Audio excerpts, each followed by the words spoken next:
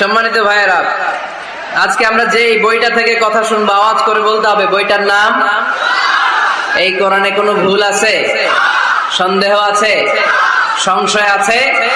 কারণ এই বইটাকে আমাদের হেদায়েতের জন্য নাজিল করেছেন কে? কোনো সন্দেহ নাই, সংশয় নাই। যালিকাল কিতাব লা রাইবা ফি হুদাল লিল মুত্তাকিন। This is the book whereof there is no doubt in it and a guidance to those who are muttaqin. এই বইটা এমন বই যে বইয়ে কোনো ভুল নাই, কোনো সন্দেহ নাই। আর মুত্তাকিনদের জন্য এই বইটাকে পথ প্রদর্শনকারী করে নাজিল করেছে কে? আল্লাহ। এজন্য এই বইটার সাথে আমাদের সম্পর্ক বাড়াতে হবে। প্রতিদিন কোরআনের তেলাওয়াত করা লাগবে, এই কোরআনের আয়াতগুলোর অর্থ বোঝা লাগবে। তাহলে দুনিয়াতেও শান্তি, আখিরাতেও শান্তি দিবে কে? আমরা যেন কোরআনকে আমাদের সাথী বানাই, কোরআনকে আমাদের বন্ধু বানাই। এই কোরআন থেকে আজকে আমরা কথা শুনবো, সবাই আওয়াজ করে পড়েন ইনশাআল্লাহ। আজকের আলোচনার বিষয় হচ্ছে হ্যাপি কাপল, সুখী দম্পতি। স্বামী আর স্ত্রী কেমন করে একটা সুখী দাম্পত্য জীবন কোরআনের আলোকে, ইসলামের আলোকে গঠন করতে পারে, এ বিষয়ে কিছু কথা আজকের এই চমৎকার রজনীতে আমরা শুনবো ইনশাআল্লাহ। পড়েন। আপনারা বিয়ে করছেন তো সবাই নাকি? হ্যাঁ,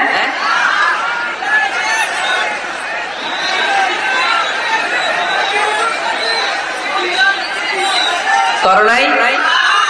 বিয়ে করে নাই কে কে দেখি? হায় হায়, চেয়ারম্যান সাহেব কই? এগুলোর বিয়ে করে দিয়েন, এগুলোর আপনার হাতে রেখে গেলাম। এই অবাকাগুলোরে মিলাই দিয়েন। বসেন। এই অবিবাহিতদের দুঃখ জ্বালা কেউ বুঝতে চায় না, ঠিক কিনা? বিয়ে করে ফেলবা।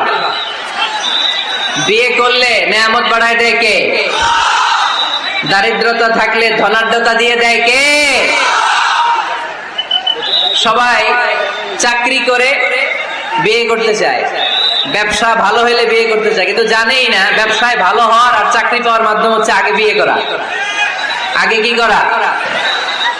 স্বাধীনতার স্থপতি বঙ্গবন্ধু শেখ মুজিবুর রহমান 18 বছর বয়সে বিয়ে করছে। কত বছর বয়সে? এক বর্ণনা দেখলাম 14, আর এক বর্ণনা দেখলাম 18। কাজী নজরুল ইসলাম অল্প বয়সে বিয়ে করছে। মহাত্মা গান্ধী অল্প বছর বয়সে বিয়ে করছে। শেক্সপিয়ার ছোট থাকতে বিয়ে করে ফেলছে।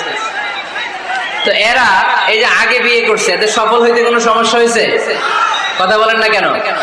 বঙ্গবন্ধু শেখ মুজিবুর রহমান উনি কি সফল রাষ্ট্রনায়ক নন? কাজী নজরুল ইসলাম সফল কবি নন? তো এদের আগে বিয়ে করা তো এদের সফলতা ঠেকায় রাখতে পারে নাই। এরা আগে বিয়ে করে সফল হয়েছে, কিন্তু আমরা সফল হয়ে তারপরে বিয়ের পিড়িতে বসতে চাই, ঠিক কিনা? ঝামেলাটা এইখানে। এজন্য ছেলের বাবা, মেয়ের বাবা, নীলফামারীতে যারা আছেন সবাইকে বলি, ছেলে মেয়ে প্রাপ্ত বয়স্ক যদি হয়, ছেলের জন্য উপযুক্ত মেয়ে পাওয়া গেলে, ভালো মেয়ে পাওয়া গেলে দিনদার, আর মেয়ের জন্য ভালো পাত্র পাওয়া গেলে বিয়ে দিয়ে দিবেন। আর নিকাহ মিন সুন্নতি ফামান রাগিবা আন সুন্নতি ফালাইসা মিননি। বিশ্বনবী বলেন বিয়ে এটা আমার সুন্নাত, আর যে আমার সুন্নাতকে পছন্দ করে না সে আমার উম্মত দাবি করতে পারবে। আরবাআন মিন সুনানিল মুরসালিন, 4টা কাজ দুনিয়ার সব নবীরা করেছেন, এর মধ্যে একটা হচ্ছে বিয়ে। সুবহানাল্লাহ পড়বেন না? এজন্য বিয়ে করবেন সম্মানিত ভাইরা, বিয়েতে বরকত। যারা বিয়ে করে নাই তাদের ইমানের অর্ধেক অপূর্ণাঙ্গ। বিয়ে করলে ইমানটাকে পরিপূর্ণ করে দেয় কে? তো যারা হাত তুলছে এদেরকে আল্লাহ রূপবতী, গুণবতী, নেককার, ভদ্র স্ত্রী দিয়ে আল্লাহ ধন্য করুক। আমরা পড়ি আমিন। দেখছেন এখন গলার আওয়াজ বড় হয়ে গেছে, এখন মহা খুশি, বিয়ের কথা শুনলেই খুশি। তো আজকের আলোচনাটা যারা নিউ কাপল, নতুন বিয়ে করেছেন তাদের কাজে লাগবে, আর যারা তোমরা বিয়ে করোনি তোমাদেরও কাজে লাগবে সামনে, আর মুরব্বী যারা এদেরও কাজে লাগবে। আপনারা আপনাদের অভিজ্ঞতার আলোকে এই আলোচনার কথাগুলো আপনাদের নাতি নাতকর এদেরকে শোনাবেন। তাহলে আজকের আলোচনার বিষয় হচ্ছে হ্যাপি কাপল, সুখী দম্পতি। সুখী দম্পতি, দম্পতি মানে হচ্ছে স্বামী আর স্ত্রী। স্বামী আর স্ত্রী বানায় যেজন মিস্ত্রি, সে বড় আজব কারিগর, মনরে সে বড় কঠিন কারিগর। স্বামী আর স্ত্রী এই সম্পর্কটা মিলিয়ে দিয়েছেন কে? কোথায় মিলিয়ে দিয়েছেন? জান্নাতে। আওয়াজ করে বলেন কোথায়? আমাদের আদি পিতা আদম আলাইহিস সালাম, আদিমাতা হাওয়া আলাইহিস সালাম, এরা হচ্ছেন পৃথিবীর প্রথম দম্পতি, the first couple in the world। পৃথিবীর সর্বপ্রথম দম্পতির নাম হচ্ছে আদম আর হাওয়া। জান্নাতে ওনাদের বিয়ে পড়াই দিয়েছিলেন কে? তার মানে বিয়ের সম্পর্কটা এটা জান্নাতি সম্পর্ক, এটা একটা চমৎকার সম্পর্ক। এজন্য এই দাম্পত্য জীবন আমাদের এই সামাজিক জীবনের প্রভাব অনেক বেশি। অনেক দম্পতি আমাদের কাছে বলে, হুজুর সুখ নাই, শান্তি নাই। স্ত্রী এসে বলে, হুজুর আমার হাজবেন্ড আমাকে পছন্দ করে না, পরকিয়া করে। এই পরকিয়ার ভাইরাস বাংলাদেশে আছে না নাই? নীলফামারীতে বোধহয় নাই, আপনাদেরও আছে? আচ্ছা। আবার অনেক হাজবেন্ড এসে বলে, আমার স্ত্রীর এই সমস্যা। এগুলো সমাজের সবচেয়ে বড় সমস্যা, ঘাতক ব্যাধির চেয়েও বড় ব্যাধি। এগুলো নিয়ে কেউ মুখ খোলে না, কথা বলে না। ফলে দাম্পত্য জীবনের কলহ এটা দুর্বিষহ হয়ে ওঠে। আজকের আলোচনার মধ্য দিয়ে আমরা জানবো স্বামী স্ত্রী কেমন করে একটা সুখী, সমৃদ্ধ, আনন্দময় দাম্পত্য জীবন লিড করতে পারে। এই বিষয়ে আমাদের জানার দরকার আছে না নাই? আচ্ছা, আপনারা শুনতেছেন? আপনাদের সকলের মনোযোগ কি আমার দিকে, না ডানে বায়ে তাকাচ্ছেন? এই দিকে এখনো থামতে পারে নাই, আপনি করাই দেন পরে। এই বাম দিকে এখনো থামতে পারে নাই। আমার মোনাজাতের সময় হয়ে আসতেছে, তোমরা ধাক্কা বাজে আমি দোয়া করে চলে যাচ্ছি। কিছুই নিয়ে যেতে পারলা না, তোমরা নিজেও শুনলা না, অন্যদেরকেও শুনতে দিলা না। না না, এরকম করেন না, চেয়ার দিয়ে করেন না, চেয়ার দিয়ে করেন না, রাখেন রাখেন রাখেন। আমি তো তোমাদেরকে হাত নেড়ে শান্ত হতে বললাম, এরপরে কথা কিসের এখানে? এভাবে আসলে আলোচনা করা যায় না। একজন আলোচক কোন একটা বিষয় নিয়ে যখন কথা শুরু করবে, ডানে বায়ে ধাক্কা ধাক্কি, চিৎকার, বিশৃঙ্খলার আওয়াজ যখন আলোচকের কানে আসে, উনি কথার খেই হারিয়ে ফেলে। এই যে আবার শুরু হয়েছে এখানে।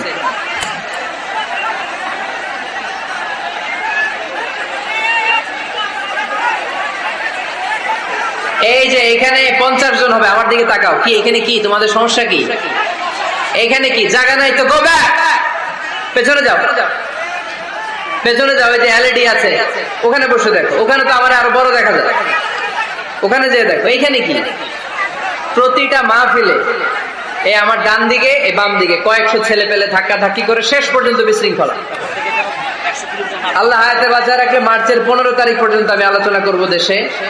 আজকের এই ক্যামেরাম্যানদের কথা এটা ছড়ায় যাবে সব কমিটি। এই দুই দিকে ফাঁকা রাখবেন, এইখানে আপনাদের নিরাপত্তা কর্মী রাখবেন, কেউ থাকতে পারবে না এদিকে। সামনে যতদূর বসবে সব সামনে। এই জায়গা আমি ফাঁকা দেখতে চাই। সামনে আমার প্রোগ্রাম যেখানে হবে মেহেরবানি করে এটা আপনারা অ্যারেঞ্জ করবেন, কারণ এদের কারণে পুরো মাহফিল বিশৃঙ্খলা। এই যে এখানে কয়েকশো লোক, এইদিকে কয়েকশো লোক, এরা কিন্তু শান্ত, এরা শান্ত। এই যে লক্ষ লক্ষ লোক জড়ো হয়েছে, এদের টাইমের দাম আছে। কি জবাব দিবা তোমরা আল্লাহর কাছে? কেন বিশৃঙ্খলা করো এখানে? একেবারে চুপ, একেবারে চুপ।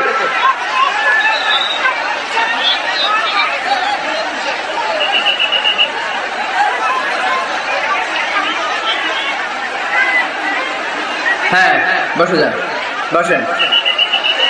ধাক্কাধাক্কি করতে আসছেন, বসেন, ধাক্কাধাক্কি করে বসেন।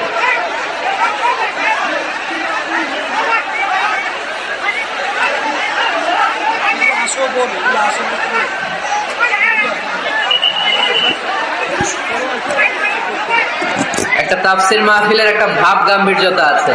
এখানে কোরআনের কথা হয়, এখানে এরকম বিশৃঙ্খলা করলে মাহফিলের সৌন্দর্যটাই নষ্ট হয়ে যায়। আওয়াজ হবে না, আওয়াজ হবে না। হ্যাঁ ঠিক আছে, বসে যান।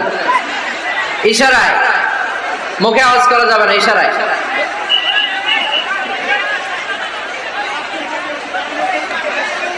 সম্মানিত ভাইয়েরা, আমরা দাম্পত্য জীবনে সুখী হতে চাই কোরআন সুন্নাহর আলোকে।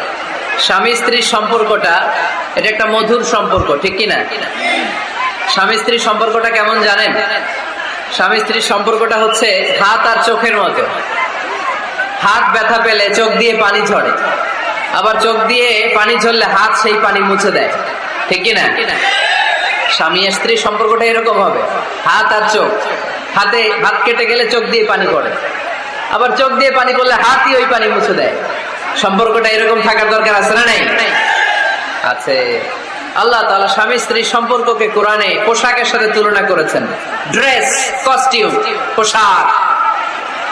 আওয়াজ করে বলেন, কিসের সাথে তুলনা করেছেন? পোশাক। কেন পোশাকের সাথে তুলনা করলেন? কারণ পোশাক মানুষের লজ্জাস্থানের হেফাজত করে। ইট কভারস আওয়ার প্রাইভেটস। পোশাক, ড্রেস এন্ড কস্টিউম, এটা আমাদের লজ্জাস্থানকে ঢেকে রাখে, আমাদের ঈমান বাঁচায়। তেমনি স্বামী তার স্ত্রীর চরিত্র হেফাজত করে, স্ত্রী তার স্বামীর চরিত্র হেফাজত করে, ঠিক কিনা? এজন্য আল্লাহ তাআলা মেটাফরিক্যালি, রূপক ভাবে স্বামী স্ত্রীকে পোশাকের সাথে তুলনা করেছেন। আবার পোশাক পরলে খুব সুন্দর লাগে, ডিজাইন করে, এমব্রয়ডারি করে, বিভিন্ন ডিজাইনের, বিভিন্ন স্টাইলের, বিভিন্ন ফ্যাশনের পোশাক মানুষ পরে। পোশাক পরলে মানুষের স্ত্রী বর্ধিত হয়, সৌন্দর্য বেড়ে যায়।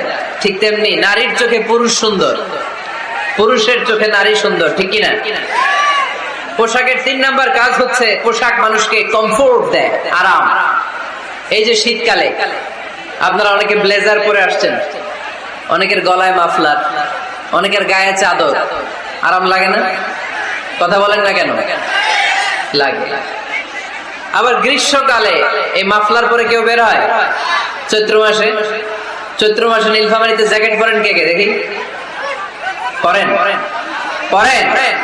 পরেন না। এর কারণ চৈত্র মাসে পাতলা কাপড় পরতে হয়, কটনের, সুতির কাপড়। শীতকালে মোটা কাপড় আরাম লাগে, দেহটাকে প্রশান্ত করে দেয়। আবার গরমকালে সুতির, কটনের পাতলা কাপড় পরলে দেহটারে প্রশান্ত করে দেয়। ঠিক তেমনি স্ত্রী যখন স্বামীর সান্নিধ্য পায়, এই লাইটটা অফ থাকলে ভালো, অফ, এই লাইটটা অফ, পারলে এটা অফ। স্ত্রী যখন স্বামীর সান্নিধ্য পায়, স্ত্রী প্রশান্ত হয়ে যায়। আবার স্বামী যখন স্ত্রীর সংস্পর্শ পায়, স্বামীর অন্তরটারে প্রশান্ত করে দেয় কে? এজন্য আল্লাহ তাআলা নারীকে বলেছেন, নারী তোমরা হচ্ছে পুরুষের পোশাক।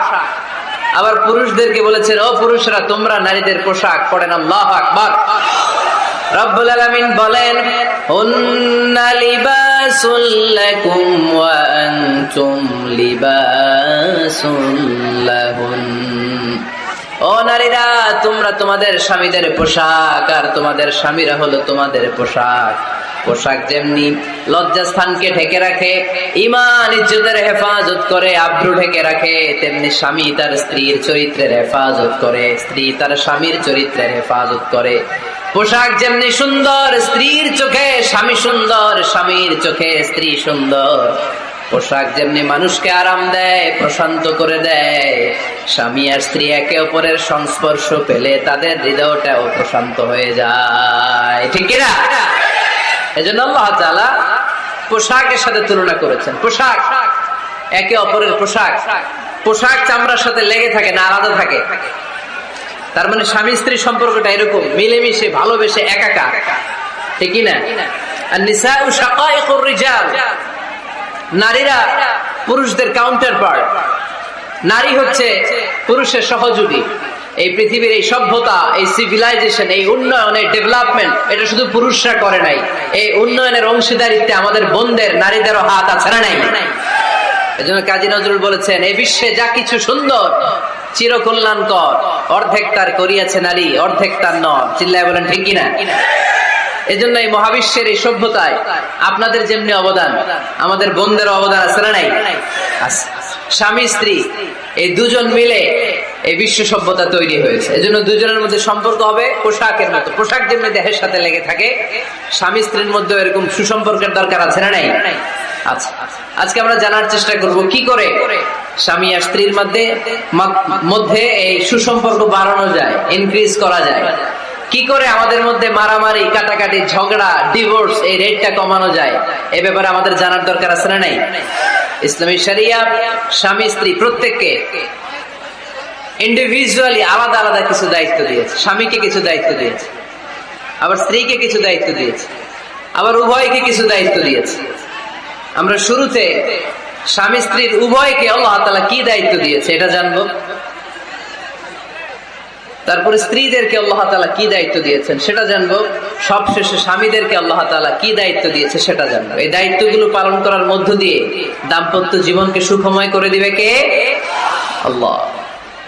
শুরুতে আমরা জানবো দ্য কালেকটিভ রেসপন্সিবিলিটি, যৌথ দায় দায়িত্ব কি আছে স্বামী আর স্ত্রীর, কেমন করে দাম্পত্য জীবনকে সুখময় শান্তিময় করতে হয়। একটা দাম্পত্য জীবন কলহমুক্ত করতে চাইলে, সুখময় করতে চাইলে সর্বপ্রথম স্বামী স্ত্রীর যেটা খেয়াল রাখতে হবে সেটা হচ্ছে স্বামী স্ত্রীর উভয়ের স্যাক্রিফাইসের মানসিকতা থাকা লাগবে। স্যাক্রিফাইস, আওয়াজ করে আমার সাথে সাথে বলেন স্যাক্রিফাইস। এই স্যাক্রিফাইস ছাড়া দাম্পত্য জীবন টিকবে? দুইজনেই যদি ঝগড়া করে, দুইজনেই যদি রেগে যায়, ঝামেলা আছে না নাই? স্বামী রেগে গেলে স্ত্রীকে থেমে যেতে হয়, আবার স্ত্রী রেগে গেলে স্বামীকে থেমে যেতে হয়। স্বামীও যদি রেগে যায়, স্ত্রীও যদি রেগে যায়, তাহলে তৃতীয় বিশ্বযুদ্ধ বেঁধে যাবে, ঠিক কিনা? এই জন্য রেগে গেলেন তো হেরে গেলেন, রাগা যাবে না। স্বামী যদি রেগে যায়, স্ত্রী থেমে যেতে হবে। স্ত্রী যদি রেগে যায়, স্বামী থেমে যেতে হবে। এটাই দাম্পত্য জীবনের সুখ আর সমৃদ্ধির মূল ফর্মুলা। স্যাক্রিফাইস করতে হবে। এর কারণ আপনি যদি দোষ খুঁজতে শুরু করেন, দোষ ছাড়া পৃথিবীতে মানুষ নাই, ঠিক কিনা? No one is perfect in this world. এই পৃথিবীতে কেউই পারফেক্ট না। আপনি যে আপনার স্ত্রীর দোষ খোঁজেন, আপনারও দোষ আছে না নাই? আবার ভাবি যদি আপনার খালি দোষ খোঁজে, ভাবিরও দোষ আছে না নাই? না, এজন্য দোষ খুঁজবেন না, স্যাক্রিফাইস করেন, একটু মানিয়ে নিন। দাম্পত্য জীবনটা এরকমই, একটু ছাড় দিতে হয়, একটু মানিয়ে নিতে হয়। দাম্পত্য জীবনে কখনো মন খারাপ, কখনো মন ভালো, কখনো রোদ, কখনো বৃষ্টি, এই নিয়েই দাম্পত্য জীবন, ঠিক কিনা?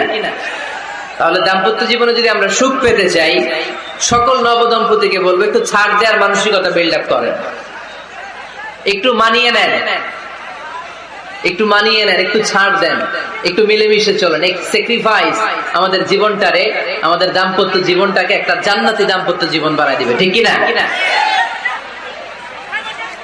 দাম্পত্য জীবনকে সুখী করার 2 নাম্বার ফর্মুলা হচ্ছে ঝগড়া করা যাবে না। আপনারা ঝগড়া করেন নাকি? হ্যাঁ, বউয়ের সাথে ঝগড়া করেন না এরকম বিবাহিত পুরুষ কে কে আছেন দেখি এখানে? হাত তুলছে অনেকে, বিশ্বাস হয় আপনাদের? হ্যাঁ, অনেক ঝগড়া। হ্যাঁ, আচ্ছা, মেয়েরা বেশি করে? না না, এই মহিলা প্যান্ডেল আছে এদিকে, এদেরকে জিজ্ঞেস করলে বলবে সব দোষ আপনাদের, আর আপনারা দোষ দিচ্ছেন এদের। তো ঝগড়া করবেন না মেহরবানি করে, সম্মানিত ভাইরা, ঝগড়া করবেন না। কারণ এই ঝগড়া থেকে, সামান্য ঝগড়া থেকে অনেক সময় বিচ্ছেদের দিকে চলে যায় সম্পর্ক। ছোট্ট ঝগড়া থেকে যেতে যেতে ঝগড়া বাড়তে বাড়তে ডিভোর্সের দিকে গড়া, এরকম আছে না নাই? না, সামান্য ঝগড়া যদি বেঁধে যায়, শয়তান এটার মধ্যে বাতাস দেয়, এটারে বাড়াতে বাড়াতে শয়তান অনেক বড় করে। ইমানদারদের পরিবার ভেঙে গেলে শয়তান খুশি, আর ইমানদারদের পরিবার টিকে থাকলে আমার আল্লাহ খুশি। আমরা কার খুশি চাই? জোরে বলতে হবে, খুশি চাই কার? শয়তান সব সময় চায় ইমানদারদের ফ্যামিলি ভেঙে দিতে। Always he tries his level best to break down the relationship of a moving family. একজন ইমানদারের ফ্যামিলি কি করে ব্রেক ডাউন করে দেয়া যায়? যেন ঝগড়াই করবো না আমরা। আপনি ঝগড়া করলে ভাবি যেন ঠান্ডা থাকে, ভাবি ঝগড়া শুরু করলে আপনি ঠান্ডা থাকবেন। ঝগড়া করা যাবে না, কিন্তু ঝগড়া হয়ে যায় ফ্যামিলিতে, এটাকে চেক দিতে হবে। ঝগড়া নিয়ে অনেক মজার মজার গল্প আছে। একটা গল্প দিয়ে আজকে শুরু করি। এক লোক মাহফিল শেষ করে 11টার দিকে বাসায় ফিরেছে। তো বাসায় ঢোকার আগে তার ওয়াইফকে ফোন দিয়েছে। ফোন দিয়ে বলতেছে, এই মাহফিল শেষ, আমি কিন্তু বাসায় চলে আসতেছি, শুরু করার আগে তাড়াতাড়ি দরজাটা খুলো। তো স্ত্রী আবার রাতের খাবার স্বামীকে ছাড়া খায় না, তো স্ত্রী দরজা খুলে দাঁড়ায় আছে, স্বামী বেচারা আসছে। আসার পরে স্ত্রীকে বলতেছে, এই শুরু করার আগে রাতের খাবার দিয়ে দাও, খেয়ে নেই। তো স্বামী ওয়াশরুম থেকে ফ্রেশ ট্রেশ হয়ে আসছে, স্ত্রী বেচারিও ডাইনিং টেবিলে খাবার দিয়েছে। এবার স্বামীও খেতে বসেছে, স্ত্রীও খেতে বসেছে। স্বামী আবার বলতে আরম্ভ করছে, শুরু করার আগে ফ্যানটা ছাড়ো, খুব গরম লাগতেছে।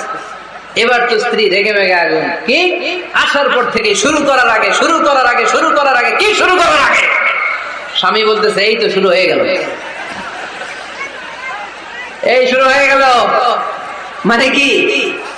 ঝগড়া। নীলফামারীর ভাইয়েরা, এটা শুরু করা যাবে না। শুরু করবেন আপনারা? ঝগড়া করবেন? আমাদের ফ্যামিলি গুলো থেকে ঝগড়াকে আজকে থেকে আমরা নো বলে দিলাম। মানে না, ঝগড়াকে কি বললাম? সবাই বলতে পারেন না, আওয়াজ করে বলেন, ঝগড়াকে আমরা কি বলবো? নো। ঝগড়া করা যাবে না। শয়তান ঝগড়া